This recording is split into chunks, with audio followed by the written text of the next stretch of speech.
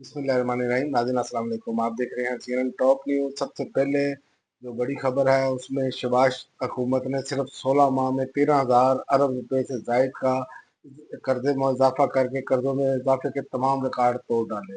शहबाज हुकूमत ने सिर्फ 16 माह में 13,000 अरब रुपए से जायद का कर्जा लेकर कर्जों में इजाफे के तमाम रिकॉर्ड तोड़ डाले। मार्च 2024 से जून 2025 के अरसे में मरकजी हुकूमत के मकामी कर्जों में जो इजाफा है वो हुआ है, जबकि बैरूनी कर्जों में भी इजाफा हुआ है।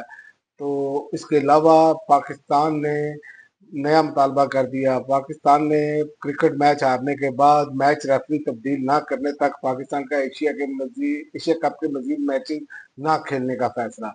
पीसीबी ने आईसीसी को शिकायत की है कि मैच रेफरी ने क्रिकेट की स्पिरिट के खिलाफ इकदाम किए। मौसम नकवी और इसके अलावा स्टेट बैंक ने नई मॉनेटरी पॉलिसी का ऐलान कर दिया। मरकजी बैंक की शरह सूद 11% पर बरकरार रखने का फैसला।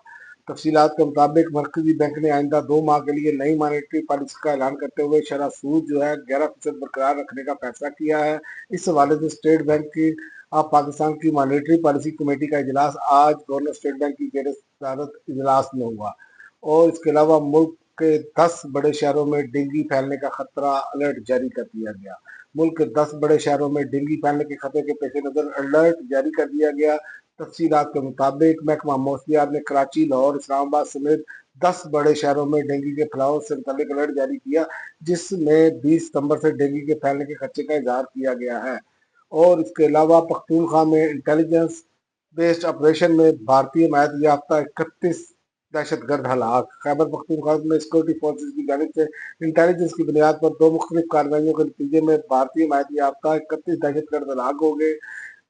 पाक फौज के शोबा तल्लुकात आमा ISPR के मुताबिक 13 और 14 सितंबर को सिक्योरिटी फोर्सेज ने खैबर पख्तूनख्वा में 2 मुख्तलिफ कार्रवाइयाँ की, जिसके नतीजे में भारतीय 31 दहशतगर्द जो है माहिर याफ्ता वो हलाक हुए। और इसके अलावा अलीपुर सैलाब में जहाँ भाग 11 अफराद की लाशें निकाल ली गई।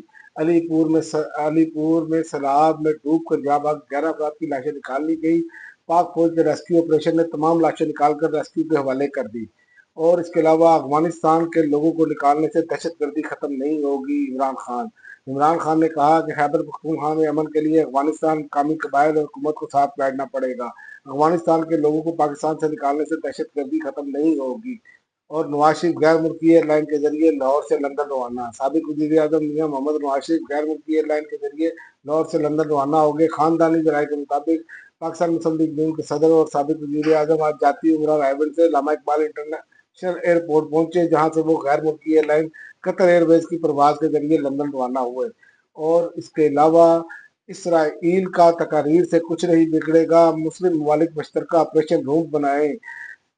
और आलमी अमन के लिए इसराइल का एजेंडा खतरा है, मसला फलस्तीन हल करना होगा। अमीर कतर अमेरिका का करीबी तादी इसराइल को मोहतात रवैया इख्तियार करना होगा। डोनाल्ड ट्रंप की वाशिंगटन डीसी में कौमी एमरजेंसी नाफज करने की धमकियां।